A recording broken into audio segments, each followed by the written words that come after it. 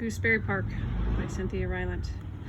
If you remember correctly, we've met a few of our characters. We've met Stumpy the squirrel, Kona the dog.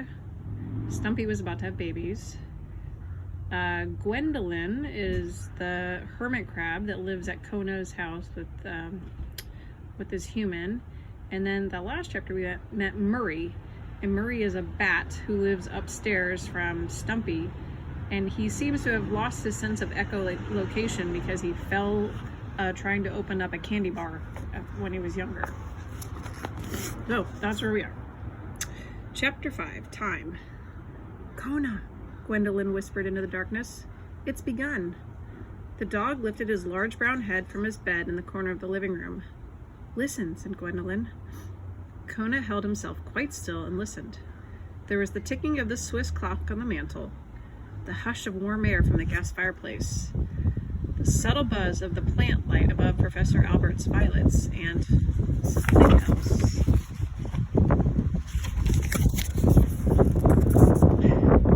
Can you feel it in the air, Kona? Gwendolyn shifted her shell around to look at him directly. Kona waited, and as he did, a most powerful feeling came over him. Is it Stumpy? He whispered. Is it time? The old crab stretched her antennae as high as they could reach. She searched the air. I believe it is time, she said with conviction. Oh, Kona jumped up. Oh! He went to the picture window and looked out toward the tops of the trees in Gooseberry Park.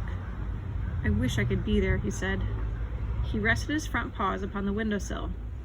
Kona, dear, said Gwendolyn, you are a most remarkable dog. But, I am sorry to say, not so remarkable as to climb a tree and assist a squirrel having babies.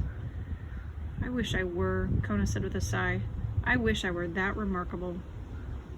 She'll be fine, dear, Gwendolyn said, reassuringly, fully believing this herself. She's a plucky one. Kona stared out toward the park a little while longer. Then he began to pace.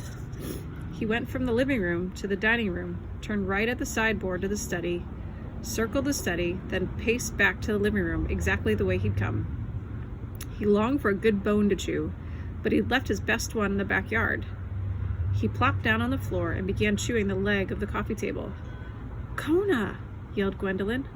What? The dog jumped so fast that he banged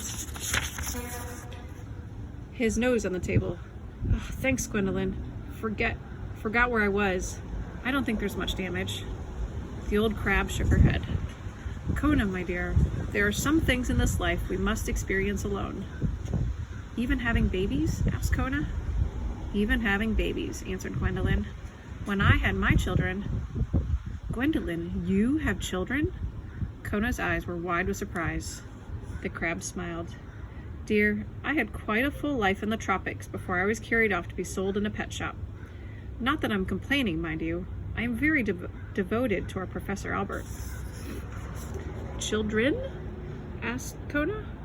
At least 50, answered Gwendolyn. All grown now. And let me tell you, my friend, giving birth is something very private and rather sacred. It was, for me, as private as prayer. Oh, said Kona, with a solemn look on his face.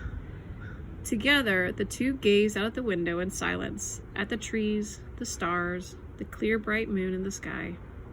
Each was full of thoughts about the earth and its heavens, about mothers and their children, about the profound comfort of shelter and sustenance, and the familiarity of home.